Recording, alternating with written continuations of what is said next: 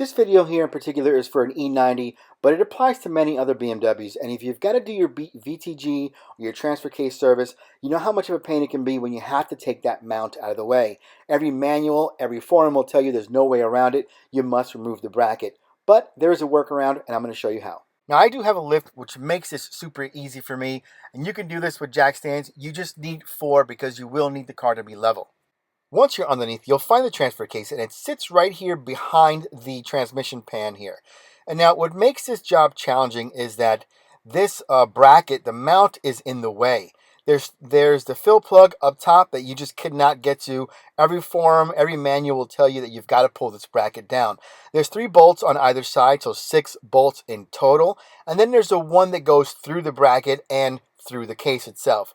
Now, if you don't want to deal with pulling that bracket down or having to support your transfer case, you can make this tool in about 20 minutes and it will save you tons of work, especially in subsequent service.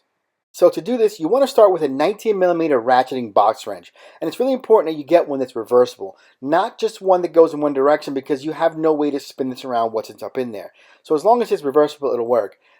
You'll start off by cutting it down to about 4 inches. Now, my first try, I cut it on a right angle because my idea was to make a right angle wrench, but that still didn't give enough room up top to move around, so I decided to make it articulate.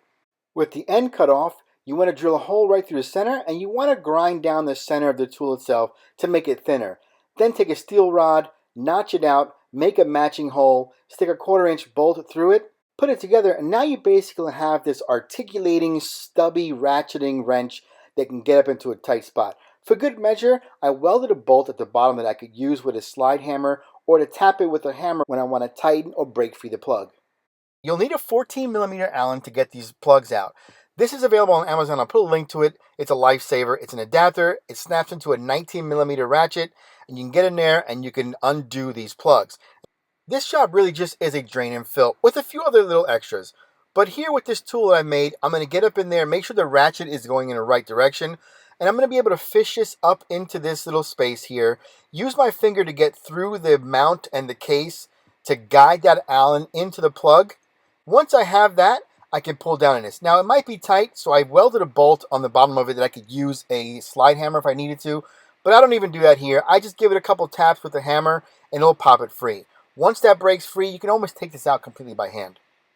Now, I should mention a cardinal rule, which is to undo the fill plug first. You don't ever want to start with your drain, because if you can't get to that fill plug or for some reason it's stuck, you'll have a whole other issue on your hand.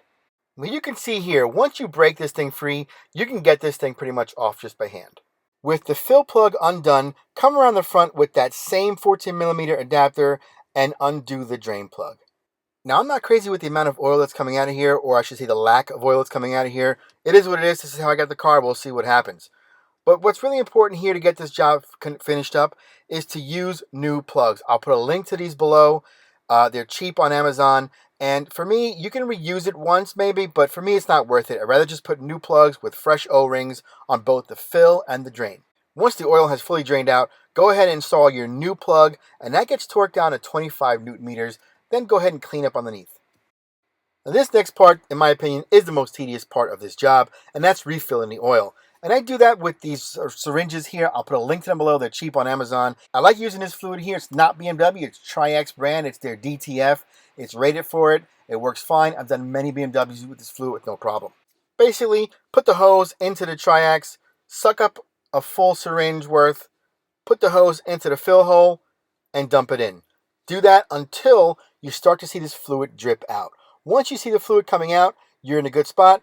Pull back that hose, let the fluid drip until it gets just to a drip, not a stream, and you can reinstall the plug. The case will take just under a quart of oil, and for me with these syringes, that's about 4 syringes full. Installing the new drain plug, if you manage to do this without taking the mount, is not that difficult. You want to just bring it up and around the back side of the mount, and then again, using your finger in between the mount and the case to guide it into place. Once you start it by hand, come back in with your tool, tighten it down. This also gets tightened to 25 Newton meters. The way this is being done right now, not able to get that reading, but I'm just going to give it a good snug. To do the last part of this job properly, you will need to use a scanner to tell the vehicle that you've changed the fluid. Now, I'll put a link below to a few different scanners. If you're going to do any kind of DIY work, you really should have a capable unit. Now, whatever scanner you have might be different, but it's going to be all pretty much the same functionality. You're going to want to go to your traction control module. You're going to want to go to either your adaptations or things or something similar. You want to go in there, and for me, I found where it says oil change. You just do that, let it walk through, and you're done. I like making these videos to show how easy it is to do some of these things on your own, and of course to save a ton of money while doing it. I'll put links below to the tools or the items I've used, and if you use my links, I'll earn a whole 17 cents.